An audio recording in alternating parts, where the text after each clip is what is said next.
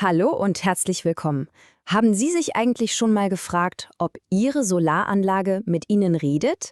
Ich meine, klar, sie ist da, sie produziert Strom, aber sie macht eben auch Geräusche. Sie blinkt, sie sendet Daten an Ihr Handy. Das ist im Grunde Ihre ganz eigene Sprache. Und genau die entschlüsseln wir heute mal zusammen. Bereit? Ja, das ist doch die große Frage, oder? Man investiert in diese super Technologie, freut sich total über den sauberen Strom und dann das. Der Wechselrichter macht auf einmal komische Geräusche.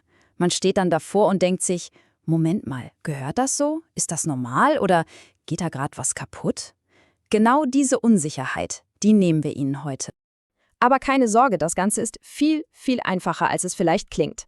Wir haben das für Sie in ein ganz simples System gepackt, das wirklich jeder sofort versteht. Eine Ampel. Grün, Gelb und Rot. Grün heißt, alles super, Sie können sich entspannen. Gelb bedeutet, hinhören, mal genauer hinschauen.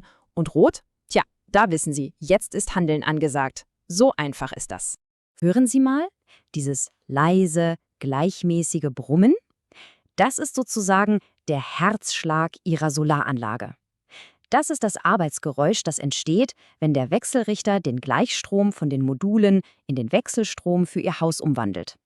Also, wenn Sie das hören, das ist Musik in Ihren Ohren, ein klares Zeichen, dass alles perfekt läuft.